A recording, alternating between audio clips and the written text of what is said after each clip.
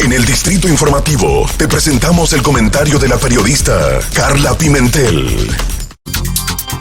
Bueno, aunque en República Dominicana hemos tenido avances en el tema de la persecución de casos de explotación sexual, pues la Misión Internacional de Justicia, en un estudio que reveló esta semana llamado Desempeño del Sistema Público de Justicia en el tema de trata de personas con fines de explotación sexual, pero enfocado esto en niños, niñas y adolescentes, indica que lamentablemente, aunque tenemos esos avances, todavía tenemos muchos atrasos en el tema de la persecución de explotación sexual y comercial de niños, niñas y adolescentes en la República Dominicana. Algo tan esencial que resaltan dentro de su estudio es que lamentablemente solo el 30% del 100% de los casos que son conocidos o que llegan a conocerse de alguna manera u otra en la justicia de explotación sexual y comercial de niños, niñas y adolescentes, pues solo el 30% es que llega a una conclusión definitiva.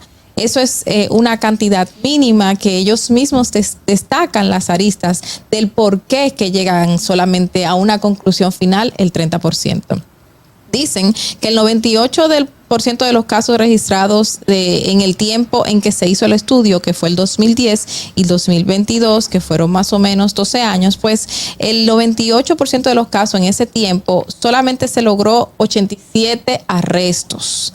Y lamentablemente de esos 87 arrestos, solo 70 hubo una acusación. Pero sin embargo, no llega a menos, porque la condena final solo sumaron 30 casos. Es decir, que de todo un trabajo realizado en 12 años, desde la persecución de este tipo de delitos, solo 30% de estos casos llegaron a un final de una condena. Esto debido a retrasos que se hacen, no solo en el proceso inicial de apresar a estas personas, de detectar dónde se están realizando estas acciones negativas para niños, niñas y adolescentes, sino el hecho de que cuando llegan a la justicia tardan muchísimo tiempo para lograr una coerción contra esta persona, después para llegar a un juicio preliminar, poder abrir un proceso penal, después en el proceso de conocimiento, de investigación, del juicio de fondo también se dura muchísimo tiempo. Y ya al final, no solamente el cansancio de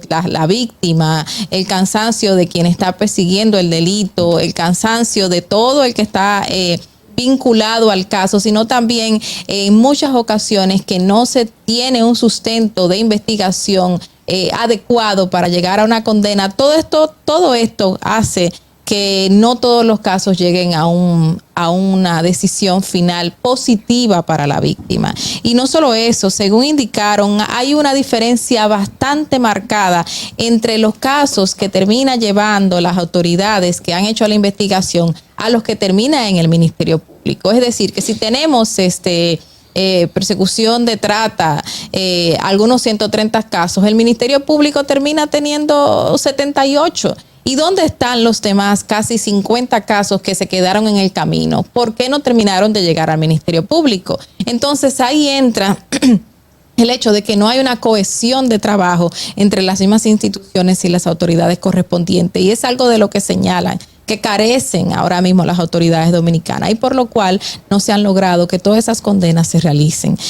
Según indica un total de casos trabajados en los últimos 12 años, 130 lo ha tenido la policía y 98 el Ministerio Público. Y los investigadores resaltan que el hecho de que ambas instituciones aumentaron el volumen de casos, pues lamentablemente todavía esa inequidad se ve. Entonces el trabajo entre las autoridades que están haciendo la persecución, la investigación y el trabajo que está haciendo el Ministerio Público todavía están muy alejados. Ellos de alguna manera u otra llaman a un trabajo en conjunto para que los casos realmente lleguen a un proceso de conclusión adecuada, porque estamos hablando de explotación sexual de niños, niñas y adolescentes, y no solo sexual, también comercial.